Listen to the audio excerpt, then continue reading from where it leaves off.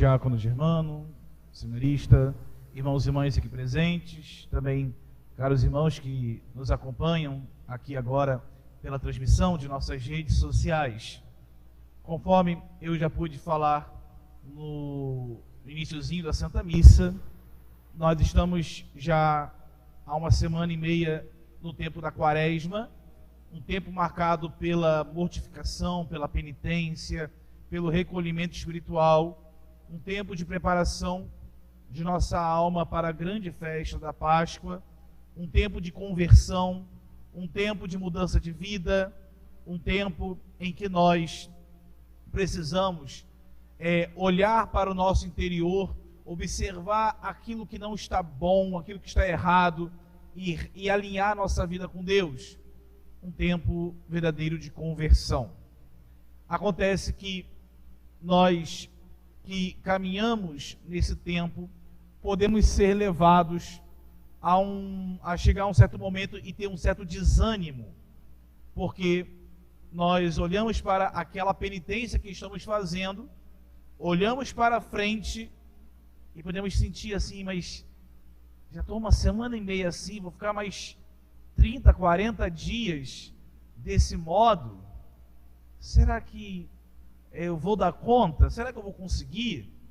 Talvez alguns já tenham até quebrado o seu propósito de penitência quaresmal, e também pode vir aqui, poderão vir aqui outros questionamentos a respeito até mesmo da importância da penitência ou da finalidade.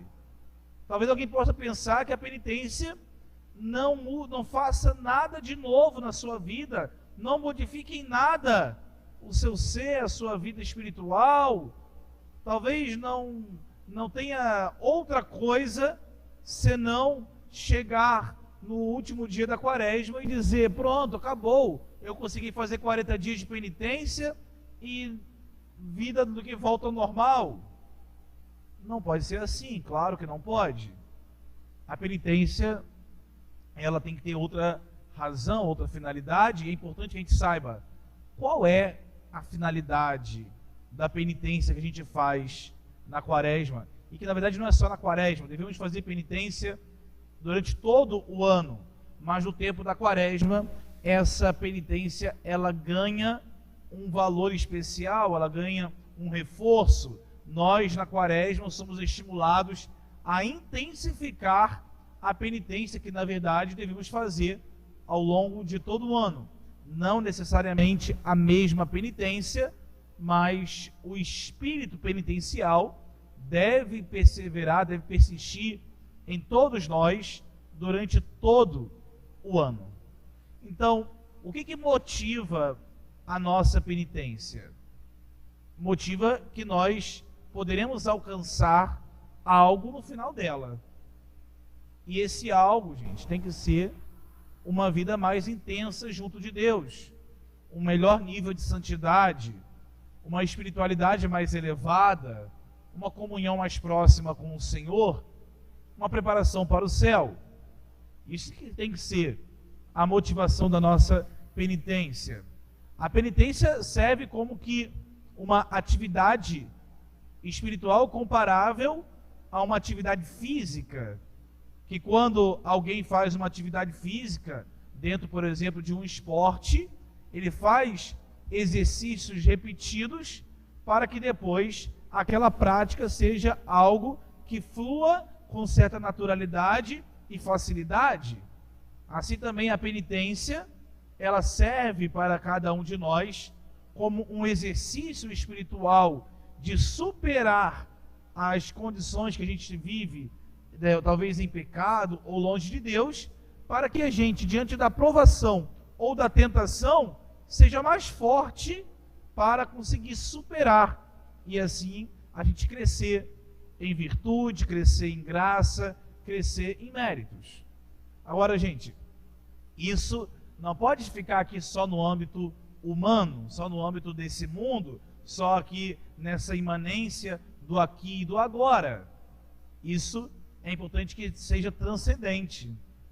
E para que a gente possa enxergar na penitência e na superação dos nossos momentos de provação e tentação, é importante que nós tenhamos um olhar para o céu. É importante que nós consigamos ver a vida eterna. É importante que nós vejamos o que está preparado para todos nós no céu. E é nesse contexto que nós devemos entender e enxergar o Evangelho da Santa Missa de hoje. Hoje o Evangelho foi o Evangelho da Transfiguração. Evangelho da cena em que Jesus, ele sobe a montanha com Pedro, Tiago e João, e lá na montanha acontece uma teofania. Que é isso? Uma manifestação de Deus. Deus se manifestou, o Pai se revelou ali. Vieram duas pessoas do céu e apareceram para Jesus, e Pedro, Tiago e João contemplaram aquilo, Moisés e Elias, representando a lei e os profetas. Eles conversaram com Jesus, e Pedro, Tiago e João contemplaram aquilo que seria o céu. O que é o céu? É aquela glória que envolve a todos os habitantes que com Deus dialogam. Aquilo ali é a experiência do céu. Surpreendente, fantástica, maravilhosa, estupenda. E o que motiva Pedro a falar para Jesus: Mestre, bom é estarmos aqui, vamos construir 3 tendas? Porque um pouquinho antes de subir a montanha do Tabor, Jesus disse para eles que o Filho do Homem iria sofrer muito, iria padecer, iria ser perseguido, seria morto e que no 3º dia ressuscitaria. É o chamado anúncio da paixão. Parece que o Monte Tabor, lá na Terra Santa, ele fica como que de frente para o Monte Calvário, em uma geografia muito parecida com até da nossa cidade. Aqui, por exemplo, a nossa paróquia, a igreja, ela está construída sobre um pequeno morro, e daqui a gente olha para vários outros morros que estão ao nosso redor. Algo muito parecido parece que aconteceu ali. O Monte Tabor, ele fica de frente para o Monte Calvário. E tem até um sentido aqui espiritual, de que Jesus, ele sobe um primeiro monte para preparar os discípulos para subir o outro monte, logo em seguida. Jesus estava entrando em Jerusalém. Ele já estava para entrar em Jerusalém. E lá em Jerusalém, os sacerdotes, os mestres da lei, queriam prender Jesus para levá-lo à morte. Eles queriam matar a Jesus. Isso já estava claro. Tanto que os discípulos andam um pouco que às escondidas. O anúncio da paixão que aconteceu um pouquinho antes foi para que eles, quando viessem o tempo da prova, pudessem estar cientes do que viria. A experiência do Monte Tabor foi o quê? Uma contemplação do céu, para que eles, quando tivessem que serem provados na sua fé, ou fossem tentados, eles pudessem também superar, eles pudessem ali resistir, sabendo o que estava reservado para eles, sabendo o que Deus estava para dar a eles, estava para mostrar para eles. Por essa razão, aqui é que existe a teofania no Monte Tabor. É por isso que Jesus chama com ele Pedro, Tiago e João, para que eles soubessem pelo que valia a pena se sacrificar, por qual razão valia cada sacrifício. E, meus queridos, não é diferente conosco. É por isso que nós vivenciamos o sacrifício da Quaresma, para que nós sejamos prontos a passar pelo tempo da prova e da tentação. Reparem que eu falo sempre em 2 termos, porque são coisas distintas. Provação é distinto de tentação. Na primeira leitura nós tivemos um exemplo de provação. Abraão quisera muito ter um filho, e quando finalmente ele tem um filho da sua esposa, Isaque, Deus prova Abraão em sua fé, prova Abraão em sua fidelidade ao Senhor. Pede que Abraão sacrifique a Deus o seu único filho.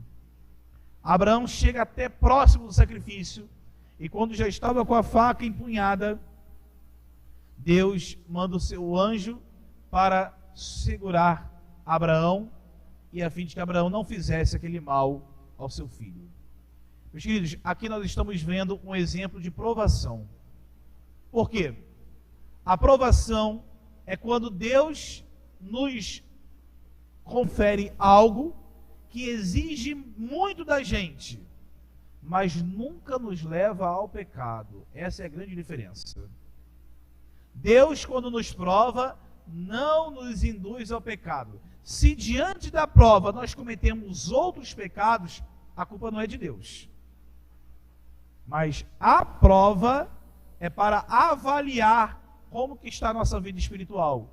Porque se nós estivermos dispostos a passar por todos os sacrifícios que Deus nos pedir, isso vai fazer com que a gente cresça na vida espiritual. Isso vai fazer com que a gente possa aí aprofundar em nosso amor a Deus. Repito, a provação nunca nos leva ao pecado. Como que a gente pode perceber uma provação? A provação é quando Deus nos faz passar por algo desagradável, talvez até um grande sofrimento, mas que em si aquilo não é um pecado. Vou dar um exemplo que depois vai servir para a outra parte que eu vou dizer, que é a tentação. Deus, de repente, pede que você conviva com uma pessoa difícil. E aqui pode ser em diversas situações: família, trabalho, igreja, várias situações. Deus pede que você te coloque em uma situação em que você tem que conviver com uma pessoa que é de difícil relacionamento. Isso é prova, isso não é tentação. Por quê? O fato de estar com uma pessoa difícil não tira de você o dever de ser caridoso, de ser piedoso, de honrar o Senhor, de não usar palavras de qualquer forma que sejam pecaminosas, de não reclamar, de não blasfemar, não murmurar. Enfim, várias situações aqui, que aqui não estou entrando no mérito do que a pessoa tem que ser corrigida, do que a pessoa tem que ser também colocada no seu lugar. Enfim, não estou entrando no mérito ali daquele relacionamento. Estou apenas trazendo a situação de que é um convívio exigido com uma pessoa difícil. Isso não nos dá o direito de pecar. E quando Deus nos coloca em uma situação em que nós temos que conviver com aquela pessoa difícil, isso é um tempo de prova, que nós temos que amadurecer, crescer e tentar ali aproveitar daquela situação para que a gente supere e viva a graça de Deus. Já vou adiantar sobre a tentação, mas eu volto já a respeito da provação. A tentação é diferente, gente. A tentação, ela em si nos leva ao pecado. A tentação, por natureza, é uma sugestão de pecado. E aí, eu já aproveito o mesmo exemplo. De repente, você tem o convívio com uma pessoa que só por conviver com aquela pessoa já é uma ocasião de pecado. E aqui pode ser vários pecados, tá? Talvez assim, o mais imediato que pareça, pecados do campo da carne, mas podem ser outros pecados também. Pecados talvez de maledicência, pecados aí no campo talvez aí da rivalidade, enfim, talvez algumas pessoas em si já sejam um convívio pecaminoso e aquele convívio não é necessário. E assim, esse convívio pode ser um pouco mais no campo da tentação do que da provação. Quando ele não é necessário e quando ele em si é pecaminoso. Ou como uma sugestão de fazer isso ou aquilo, que pode vir na nossa mente, como pode vir também alguém nos sugerir, nos provocar, nos propor. A tentação é aquilo que em si nos leva ao pecado. Por natureza, a tentação nos leva ao pecado.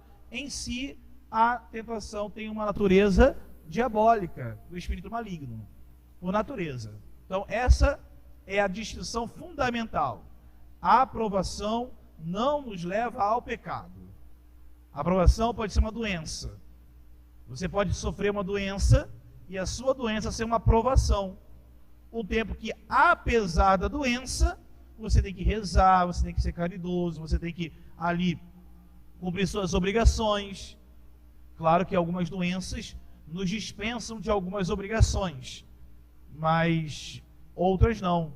Então a aprovação, ela nos é dada por Deus e em si não nos leva ao pecado. Agora, tanto da aprovação quanto da tentação, se nós estivermos fortalecidos pela penitência, nós vamos superar esse momento e vamos sair daquilo ali, daquele momento, daquela ocasião, fortalecidos na graça. Cresceremos em virtude, alcançaremos a santidade. Tanto a prova quanto a tentação serve para essa realidade. A aprovação é o tempo que Deus nos pede a perseverança, a paciência, tudo isso. A tentação, Deus pede que a gente fuja, corra, reze.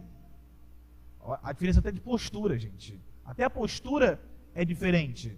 A tentação a gente vai suportar, a gente vai enfrentar, a gente vai lutar. Tentação não.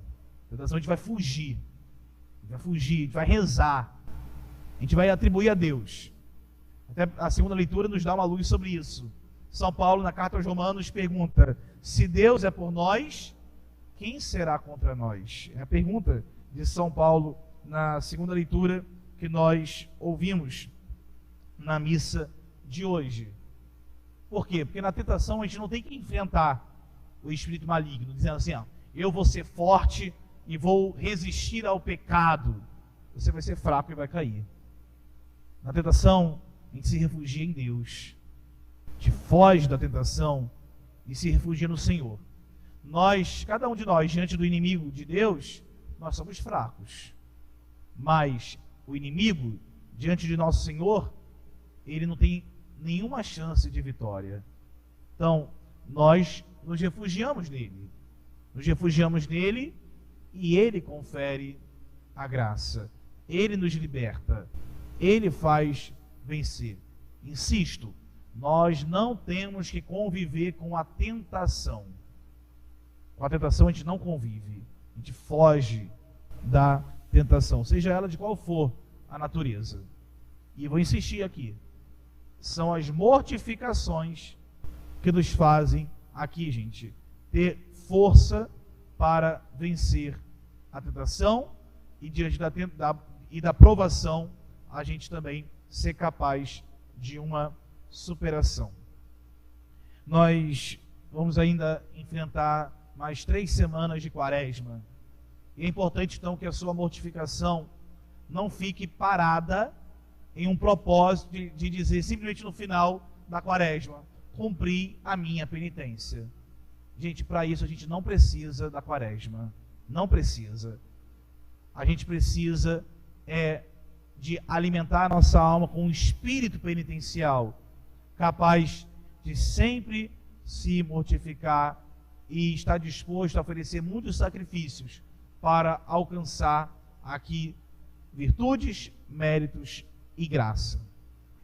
É importante que então nós saibamos também quais são as lutas que nós temos travado ou que nós temos para travar. Eu quero propor nesse instantezinho de silêncio que agora faremos, que cada um possa tomar consciência nesse instante. Quais são as provas que Deus tem te oferecido, para que você possa ser perseverante nelas. Não queira fugir das provas, mas queira perseverar nas provas, superar as provas. E as tentações também, que você precisa vencer, que você precisa fugir, que você precisa entregar a Deus. Tenhamos clareza em nossa mente das provas e tentações que Deus nos oferece, para que assim nós tenhamos uma motivação maior em nossa quaresma, em oferecer as penitências que nos propomos para esse período de graça.